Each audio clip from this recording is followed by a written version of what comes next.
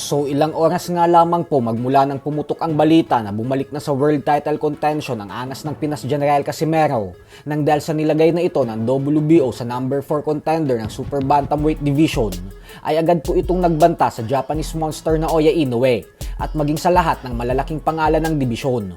Ito po ay dahil nag-post ito sa kanyang official Facebook page ng ensayo niya at may caption na magtago na kayo, pugot ulo. Bukod dyan ay pinasigundahan niya pa ito ng post na papalapit na daw ang milyones nang dahil sa pag-akyat niya sa ranggo.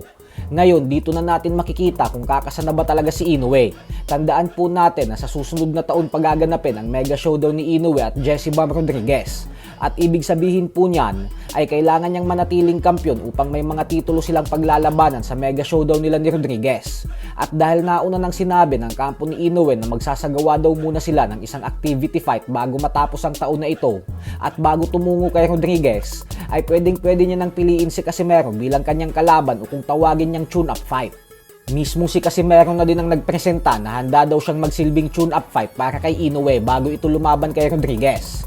Dati kasi ay malabo pa yun mangyari nang dahil sa hindi pwedeng mag-voluntary defense ang kampyon kontra sa mga fighters na wala sa world rankings. Dahil kapag ginawa ito ng kampyon, ay mababaklasan siya ng mga titulo.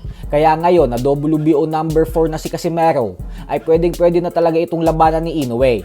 Kahit papaano ay may pressure na din ngayon sa kampo ni Inoue dahil kapag iba pa ang pinili niyang tune-up fight, ay uulanin talaga siya ng batikos at tatawaging duwag kay Casimero. Kung iisipin mga idol ay hindi naman ako naniniwala na natatakot talaga siya kay Cuadro Alas. Subalit ang problema kasi ay binibigyan niya talaga tayong mga fans ng dahilan para isipin na natatakot siya. Tandaan po natin na nilabanan niya ang mga fighters na kagaya kay Aran Dipain at Yeon Kim na siyang maliwanag naman na malayong malayo sa kalibre ng angas ng Pinas.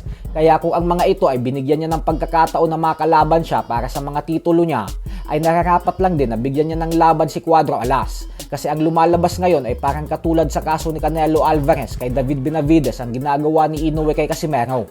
Sa kabilang banda naman mga idol ay puspusan nga po ang paghahanda at pag-eensayo ngayon ng Olympic bronze medalist na si Yumir Marshall sa bansang Japan para sa nalalapit na Asian Games na siyang nakatakdang ganapin sa September 19 hanggang October 4. Ito ang dahilan kung bakit pansamantala niya na munang isinantabi ang kanyang pagiging professional boxer matapos ng madugong bakbakan sa Trilain, Manila noong October, kung saan nakuha niya ang panalo laban kay Eddie Colmenares. Gusto po kasi munang maghatid ni Marshall ng gintong medalya para sa Pilipinas ngayong Asian Games bago tuluyang bumalik sa professional boxing. At sa latest upload po ni Marshall ay muli nitong ipinamalas ang bagsik ng kanyang kamao matapos niyang ipasilip ang video kung saan groggy ang kanyang sparring partner na Hapon nang dahil sa lakas ng kanyang suntok.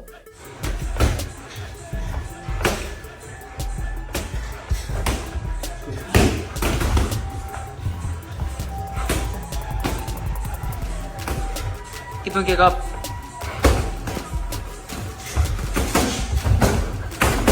Wow! Stop, stop.